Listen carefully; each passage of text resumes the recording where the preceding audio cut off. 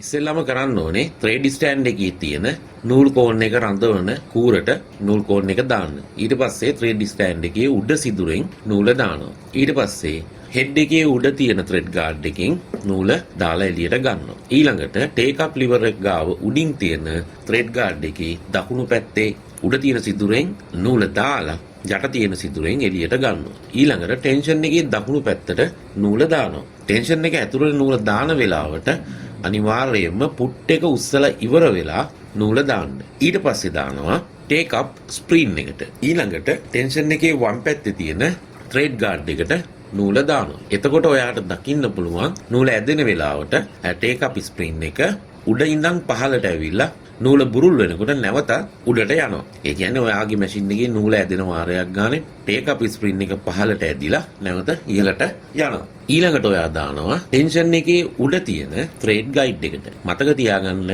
නූල tension එකට දාලා ඉවර වෙලා එළියට ගත්තට පස්සේ විතරයි නූල දාන්නේ.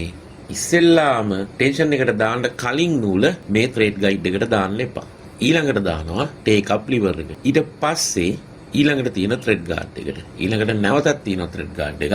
ඒ ත්‍රෙඩ් ගාඩ් එකට නූල දානවා. එතනින් දැම්මට පස්සේ නීඩල් බාර් එකේ ඉහළ නීඩල් බාර් බුෂ් එකේ තියෙනවා තවත් ත්‍රෙඩ් ගාඩ් එකක් කම්බියක් වගේ. ඒකටත් නූල දානවා. ඒ කරලා ඉවර වෙලා නීඩල් එක හයි වෙන නීඩල් නට් එක ගාව තියෙන නීඩල් ක්ලෑම්ප් එකේ තියෙන සිදුරෙනුත් නූල දානවා. ඊළඟට ඉදි කටුවේ තියෙන සිදුරේ වම් පැත්තේ ඉඳන් දකුණු පැත්තට එන විදිහට නූල දාලා සෙන්ටිමීටර් 10ක් 15ක් විතර දිගට නූල ඉතුරු කරනවා. ඔයාගේ මැෂින් එක ජැක් මැෂින් එකක් වුණත්, ජුකි මැෂින් එකක් වුණත්, සෝජි මැෂින් එකක් වුණත් මොන බ්‍රෑන්ඩ් එකක වුණත් ඔය විදිහට තමයි කරන්නේ. සමහරක් වෙලාවට මැෂින් මොඩල් එක සහ බ්‍රෑන්ඩ් එක වෙනස් වෙනකොට මේ ත්‍රෙඩ් ගයිඩ් වල හැඩයේ වෙනසක් තියෙන්න පුළුවන්. පොඩි වෙනස්කම් තියෙන්න පුළුවන්. සමහරක් වෙලාවට සමහරක් ත්‍රෙඩ් ගාඩ් එකක් තියෙනවා වෙන්න පුළුවන්. සමහරක් ත්‍රෙඩ් ගාඩ් එකක් නැති වෙන්න පුළුවන්. ඒ වගේ වෙලාවට එච්චර ඒක ගැන හිතන්න එපා. ඔයාට තියෙන ත්‍රෙඩ් ගාඩ් ටික මොනවද? ඒ ත්‍රෙඩ් ගාඩ් ටිකේ පිළිවෙලින් දාගෙන යන්න.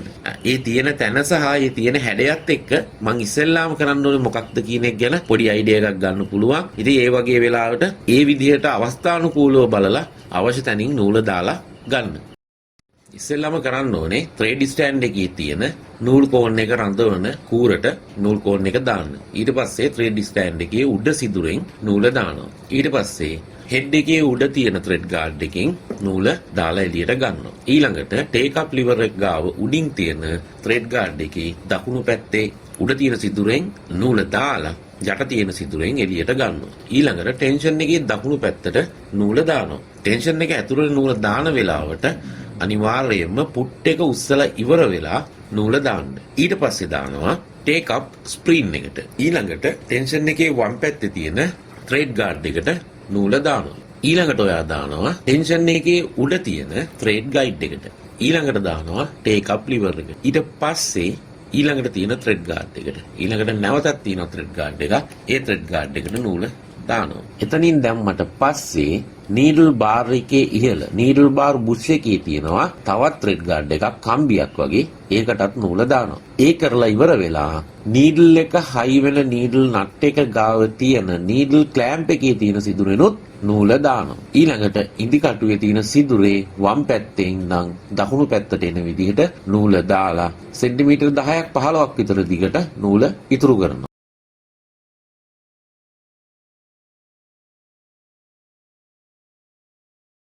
ත්‍රෙඩ් හෝල්ඩර් එකට දානවා නූල් පන්දුව. ඊට පස්සේ උඩ තියෙන කාඩ් එකේ පිටිපස්ස පැත්තෙන් එළියට දාලා ගන්නවා නූල. මැෂින් එකේ උඩ තියෙන ත්‍රෙඩ් ගයිඩ් එකේ යට තියෙන සිදුරේ පිටිපස්සෙන් එළියට දාලා ටෙන්ෂන් ඩිස් දෙක අතරින් ගන්නවා උඩ පැත්තෙන්. සිදුරෙන් දැම්මා ටෙන්ෂන් එකේ උඩින් ගත්තා.